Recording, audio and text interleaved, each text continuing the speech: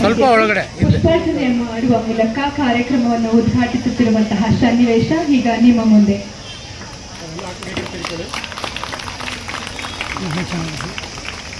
Sir ಇಟ್ಕೊಳ್ಳಿ sir, ಹಾಗೆ ಸ್ವಲ್ಪ ಕ್ರಾಸ್ ಬನ್ನಿ. ಓಕೆ ಸರ್, ಇಲ್ಲಿ ನೋಡಿ ಸರ್, ಹಾಗೆ 135ನೇ ಜನ್ಮದಿನದ ಈ ವಿಶಿಷ್ಟ ಕಾರ್ಯಕ್ರಮದ ಅಧ್ಯಕ್ಷತೆಯನ್ನು ವಹಿಸಿರುವ ಕಾಲೇಜಿನ ಪ್ರಾಂಶುಪಾಲರಾದ ಪ್ರೊಫೆಸರ್ ಗುರುರಾಜ್ ಪ್ರಭುರವರೇ, ವಾಸ್ತವಿಕವಾಗಿ ಬಹಳ ಸಂಕ್ಷಿಪ್ತವಾಗಿ ಮಹತ್ವಪೂರ್ಣವಾದ ವಿಚಾರಗಳನ್ನು ಪ್ರಸ್ತಾಪ ಮಾಡಿದಂಥ ಡಾಕ್ಟರ್ ಭರತರಾಜ್ರವರೇ, ನಾನು ಮಾತನಾಡೋದಕ್ಕೆ ಮೊದಲು ಅಂಬೇಡ್ಕರ್ ಅವರ ಹುಟ್ಟುಹಬ್ಬದ ಶುಭಾಶಯಗಳನ್ನು ಹೇಳಲಿಕ್ಕೆ ಬಯಸ್ತೀನಿ. ಶುಭಾಶಯಗಳು.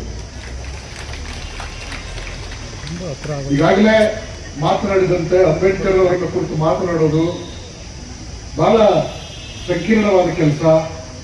ಯಾಕಂದ್ರೆ ಅಂಬೇಡ್ಕರ್ ಅವರ ಬಗ್ಗೆ ಎಲ್ಲರಿಗೂ ತಿಳಿದಿದೆ, ಆದರೆ ಎಲ್ಲವೂ ತಿಳಿದಿದೆ ಅಂತ ಅನ್ಕೊಳ್ಳೋಕ್ಕಾಗಲ್ಲ.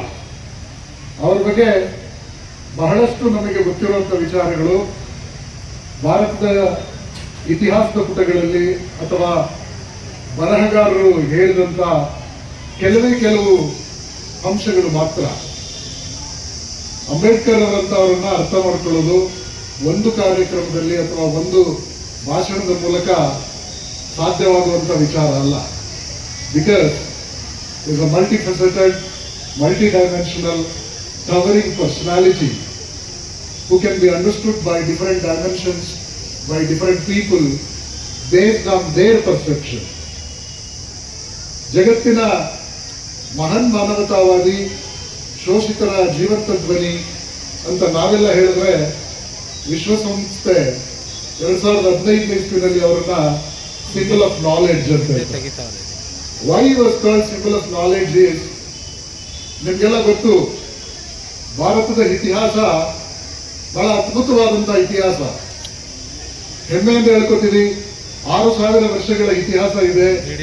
ಇಡೀ ಜಗತ್ತು ನಮ್ಮನ್ನ ಅನುಕರಣೆ ಮಾಡುವಂತ ವೈವಿಧ್ಯಮಾನಗಳು ನಮ್ಮಲ್ಲಿದ್ದಾವೆ. ಆದ್ರೆ ಈ 6000 ವರ್ಷಗಳ ಇತಿಹಾಸವನ್ನು ಗಮನಿಸಿದ ಯಾರಿಗಾದ್ರೂ ಅರ್ಥ ಆಗೋದೇನಪ್ಪ ಅಂತಂದ್ರೆ, ಭಾರತದ ಇತಿಹಾಸ ಒಂದು ಶೋಷಣೆಯ ಇತಿಹಾಸ. ಈ ಇತಿಹಾಸದುದ್ದಕ್ಕೂ ಒಬ್ಬರು ಇನ್ನೊಬ್ಬರನ್ನ ತಮ್ಮ ತೋಳ್ಬಲದಿಂದಲೋ, ಧನಬಲದಿಂದಲೋ, ಜನಬಲದಿಂದಲೋ ಶೋಷಣೆ ಮಾಡಿ, ದಬ್ಬಾಳಿಕೆ ಮಾಡಿ ಅವರನ್ನ ತಮ್ಮ ಹಿಡಿತದಲ್ಲಿ ಇಟ್ಟುಕೊಳ್ಳುವಂತ ಒಂದು ಪ್ರಯತ್ನವನ್ನ ಮಾಡಿದರ ಪ್ರಸ್ತಾಪವೇ ನಮ್ಮ 6000 ವರ್ಷದ ಇತಿಹಾಸದಲ್ಲಿ ಕಾಣಿಸುವಂಥದ್ದು. ಈ ಶೋಷಣೆಯ ವಿರುದ್ಧ ಈ ದೇಶದ ಇತಿಹಾಸದಲ್ಲಿ 10 ಜನ ಮಹಾನ್ ಮಾನೀಯರು ಹೋರಾಟ ಮಾಡಿದ್ರು, ಹೋರಾಟಗಳನ್ನು ರೂಪಿಸಿದ್ರು. ಆದರೆ ಎಲ್ಲರೂ ಯಶಸ್ಸನ್ನ ಕಾಣಲಿಕ್ಕೆ ಸಾಧ್ಯ ಆಗಲಿಲ್ಲ.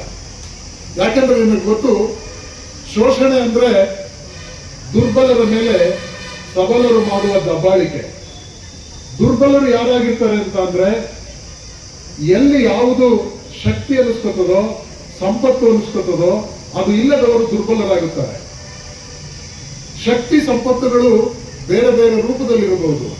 ಅದು ತೋಳ್ಬಲವಿರಬಹುದು, ಹಣಬಲವಿರಬಹುದು, ಜ್ಞಾನದ ಬಲವಿರಬಹುದು, ಅಥವಾ ಜನರ ಬಲವಿರಬಹುದು. ಈ ಬಲ ಯಾರಿಗಿರೋದಿಲ್ಲ ಅವರ ಮೇಲೆ ಇದೆಲ್ಲವೂ ಇರುವವರು ಶೋಷಣೆಯನ್ನ ಮಾಡ್ತಾರೆ, ದಬ್ಬಾಳಿಕೆಯನ್ನ ಮಾಡ್ತಾರೆ. ಈ ದೇಶದಲ್ಲಿ ಸಂಪತ್ತು, ಶಿಕ್ಷಣ ಮತ್ತು ಜನರು ಯಾರ ಪರವಾಗಿದ್ರು ಅವರು ಉಳಿದ ಜನರ ಮೇಲೆ ದಬ್ಬಾಳಿಕೆಯನ್ನ ಮಾಡ್ತಾ ಬಂದರು. ಆ ಕಾರಣಕ್ಕಾಗಿ ಅಂಬೇಡ್ಕರ್ ಅವರನ್ನ ಶೋಷಿತರ ಜೀವಂತ ಧ್ವನಿ ಅಂತ ಹೇಳ್ತೀವಿ. ಶೋಷಿತರು ಈ ನಾಡಿನ ಮಟ್ಟಿಗೆ ಮಾತಾಡೋದಾದ್ರೆ, ನಾನು ಹೆಣ್ಣುಮಕ್ಕಳ ಮುಂದೆ ನಿಂತಿದ್ದೀನಿ ಅನ್ನೋ ಕಾರಣಕ್ಕೆ ಹೇಳ್ತಾ ಇಲ್ಲ, ಜಾತ್ಯತೀತವಾಗಿ, ಧರ್ಮಾತೀತವಾಗಿ ಎಲ್ಲ ವರ್ಗದ ಭಾರತೀಯ ಮಹಿಳೆಯರು ಈ ನಾಡಿನ ಇತಿಹಾಸದಲ್ಲಿ ಅತ್ಯಂತ ಶೋಷಣೆಗೊಳಗಾದಂತ ಒಂದು ವರ್ಗ. ಈ ಶೋಷಿತರ ಪರವಾಗಿ ಮೊಟ್ಟ ಮೊದಲಿಗೆ ಪ್ರಾಮಾಣಿಕವಾದ ಧ್ವನಿ ಎತ್ತಿದವರು ಡಾಕ್ಟರ್ BR ಅಂಬೇಡ್ಕರ್ ಅವರು.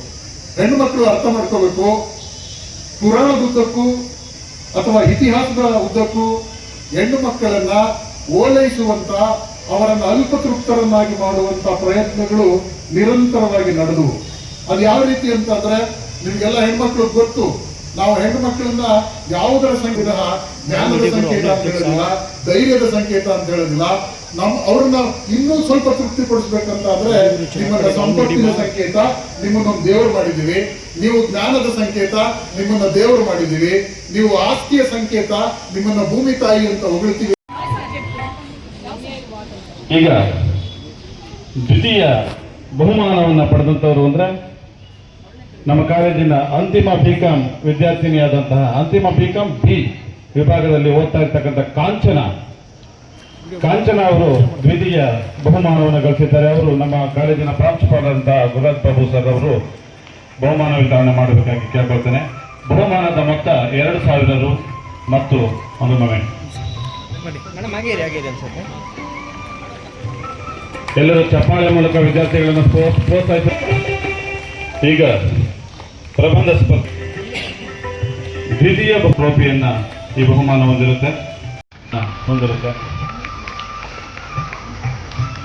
ಬಹುಮಾನ ವಿಜೇತರಾದಂತಹ